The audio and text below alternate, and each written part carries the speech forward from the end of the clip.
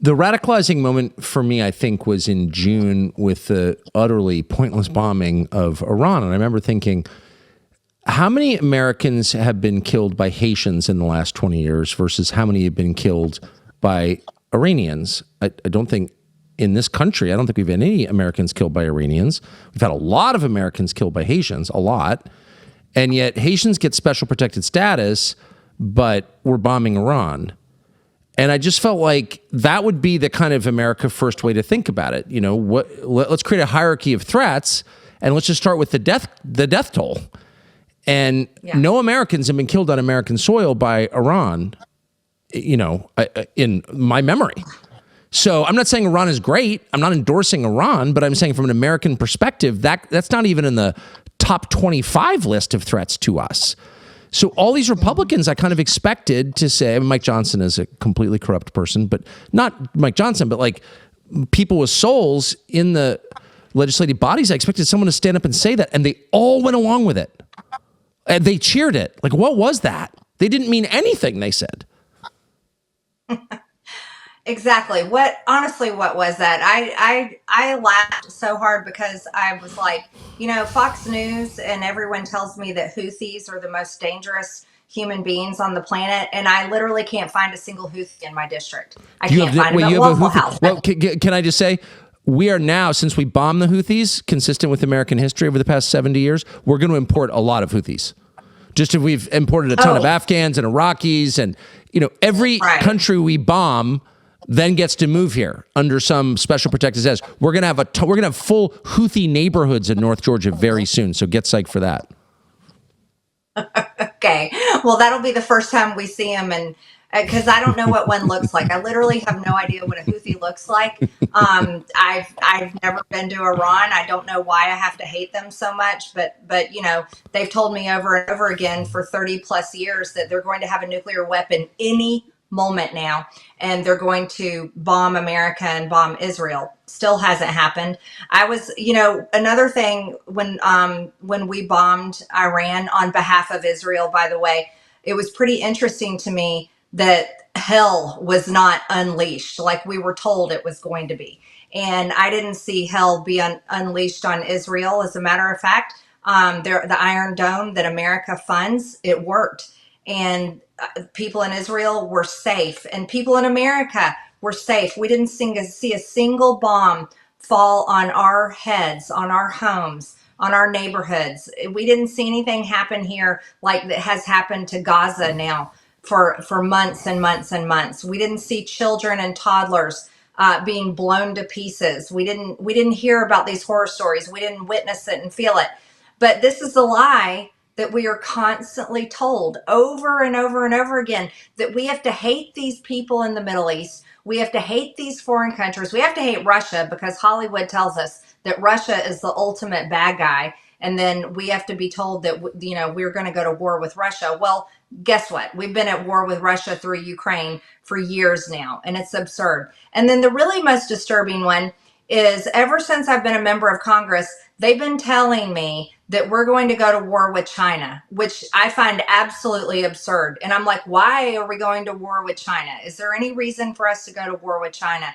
But it's a really sick obsession, Tucker, that I think everyone is sick and tired of, is the fact that American people work so hard and pay extremely high taxes for their tax dollars that have to constantly be used to sell weapons and deliver weapons and pay countries to kill people.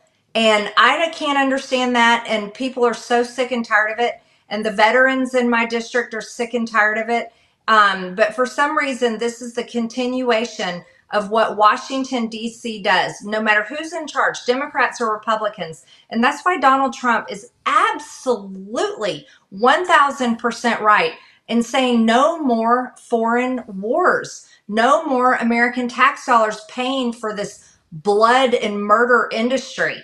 And that is one of the single reasons I think led to his first election and has led to his reelection. But we're at a pivot point where the people who cheered on the wars in, I mean, name the countries, Iraq, Afghanistan, Libya, Syria, against the Houthis, whoever they are, those people are poised to seem to be to take over the Republican Party. I mean, I thought the whole point of Trump's ascendance was to change the party to make it consistent with what Republican voters, and not just Republican voters, lots of Democrats switched over to vote for Trump because they wanted those 5 pillars. And all of a sudden, the people who've for generations wrecked this country seem on the verge of stealing the MAGA copyright, slapping it on their own polo shirts, and running the Republican Party. I mean, how is this happening? I have no idea, but it's what they always do. It's what they did in his first term, and now we're watching it unfold again, and it is disgusting. And people are pissed. I'm talking about pissed. Everyone I'm talking to at home is going, "Hold on now. Why are we considered hateful and anti-Semitic if we don't want to pay for Israel's wars constantly? That doesn't make us anti-Semitic and hateful. We want our money to stay here at home." Because you want to know something? People are hurting here at home. Oh, I know. Food prices are high, rent is high, home prices are ridiculously high, cars are high, auto insurance, home insurance, health insurance is insane.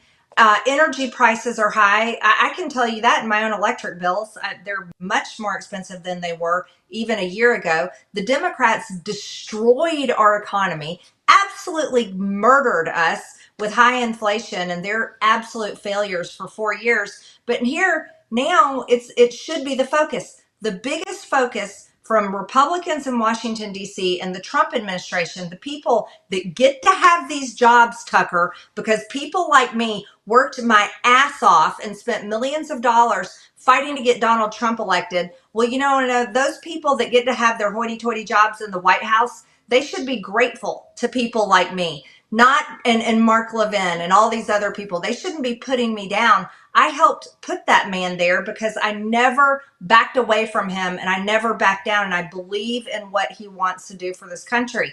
But what we have going on right now, I mean, seriously, look at it. It's a revolving door at the White House, a revolving door of foreign leaders and prime ministers and presidents, all with their hands out, demanding money and demanding attention and demanding America do this. I mean, let's take, for example, this $40 billion bailout for Argentina. That's probably one of the grossest things I've ever seen. And I have no idea who is telling our great president, our America First president, that this is a good idea. Because it's a punch in the gut to all of our American cattle ranchers, and they are furious, and rightfully so. And at the same time, I can't think of another country that's further away from the United States of America than Argentina. It's literally at the bottom of South America and in the Southern Hemisphere, and we're all the way up here at the top. I don't know how that's America First. But the problem, Tucker, is it's Washington, D.C. is unchangeable, absolutely unchangeable. And they have hijacked our movement, and they're taking it away from the campaign promises of America First and turning it into everything that we hate. We hate globalism. We hate bailing out foreign countries. We hate foreign wars. We hate industries overseas. We want industries supported here at home. And you got people talking about it. People are not silent anymore. Most coffee companies sell weakness, watered down drinks from faceless corporations that don't care about you or your family. Black Rifle, which, not to brag, is in this cup right here, is very different. It's roasted and brewed in this country without apology by patriotic men and women. The coffee is built by people who love the U.S. and know what it means to fight for it. We know them. We know the guys who run it. We've known them for a long time, and we know this is true. They're special forces veterans, ranchers, just decent people. They're the best of us, and the coffee is strong. The energy drinks, even stronger. It's not sugar water, not empty marketing. Fuel for people who get up early, work late, keep this nation running. Every purchase helps support veterans, first responders, law enforcement. From bold roast to ready-to-drink cans, mugs, T-shirts, gear, Black Rifle makes products with pride. Can a lot of companies say that? No, they can't. Visit blackrifle.com. Use code Tucker for 30% off your first order. That's blackriflecoffee.com. Code Tucker, or pick it up at your local convenience or grocery store. You will love it. Thanks for watching our YouTube channel. We hope you'll subscribe to it. And by the way, you can hit the little bell on there and get notifications every time we produce a video. We hope you'll do that also.